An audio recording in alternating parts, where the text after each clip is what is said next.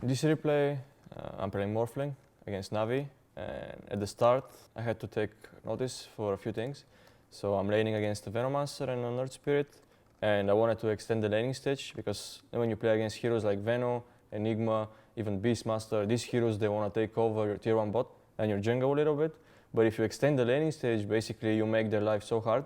The moment I take tier 1, I want to leave the lane already and go to my Ancients and start prepping for the next step. That's Rosh and Manta. Because the moment I get Manta here, there is nothing that's gonna kill me anymore. I'm playing against, the only catch they have is Earth Spirit Silence and Ember Spirit Chains. And I want to explain why E-Blade is not good in this game. It's because potentially Veno can buy Pipe, Oracle can just Fate's Edict, he can ulti someone, and Spectre is just a naturally tanky hero. Ember Spirit also has a guard, so E-Blade is not ideal in this game. So first we force a TP, but that doesn't mean that I just go back. Even though I forced a TP, I still want to get this tower. So I'm gonna be as annoying as I can, because Morphling is like a high dominating lane hero. Yeah, then we get the tower. The moment I get the tower, now I want to switch to Ancients already, and I want to leave this lane for my position 4 or 5. It doesn't matter who wants it. It's not my job anymore.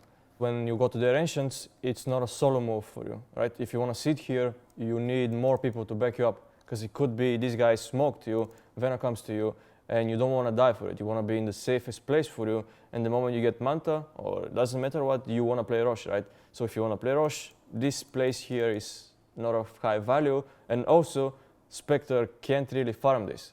So let's say I'm playing against a TB, there is a small chance that I want to do that, but in this game there is no reason to do it.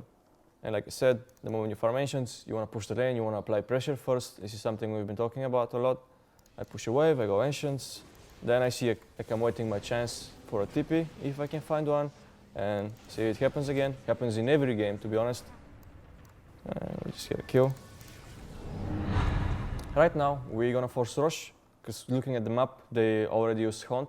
It was one of the biggest spell for them. And now we see Ember bot. We knew that these guys are like far away from us, and mid lane is pushed. This is really important. You can't go Rosh without applying pressure on the sides first. You see Keraput hitting the tower, so Veno is forced to be here, and it's so hard for this guy to rotate to Rosh right now. That's why we just go for it. Getting my Manta, getting Ancients. Now, why I'm tipping bot is, even though like we found the kill in the other games, ideally you would want to push this tower, but if this is not possible, you want to push the bot lane, because bot lane is a dangerous zone. But if it's a dangerous zone, they can't go on you because you have edges. If they want to go for you, they're going to have to commit everything, and they'll probably feed even. So when you get edges and when you feel strong, you want to push the most dangerous spot on the map, because this way you're going to kick out everyone who's been there already. And from here, I'm even planning that I want to go high ground. Like the moment I find a good pick-off, the moment I finish my Skadi, I just want to go high ground straight away, not waste any time. First, like we wanted to farm these Ancients. The moment I farm the Ancients, I want to move away from there, because there is a small chance that they want to seek for a fight. Because right now we were winning a lot, and the enemies got annoyed by it. You can feel it in game. So it's better to just run away, farm their Ancients, go back to your Ancients, just chill a little bit and regroup before you want to fight. Because when you take away the Ancients, they don't have anything to do there anymore. So they're kind of like getting so little gold from the map. Again, I'm prioritizing Ancients over the lane right now, because the lane is still in a decently pushed spot, and I want to take the Ancients. When you do that, you're already doing such a good job, and every time you get a chance, you need to take the enemy Ancients, but only if you feel safe that you're not going to die for it. I have edges, so I'm abusing that right now. And again, pushing the lane always. See, this is exactly my point. When you farm Ancients, you're going to make them angry, and these guys are going to start coming to you, so you just run away. You don't give them a chance by catching you. As you can see, farming Ancients, and these guys, look what they're doing. They're just running around you. But if you just walk out, after you take Ancients, there is no pressure. No way of you dying. Look at these guys, wasting so much time.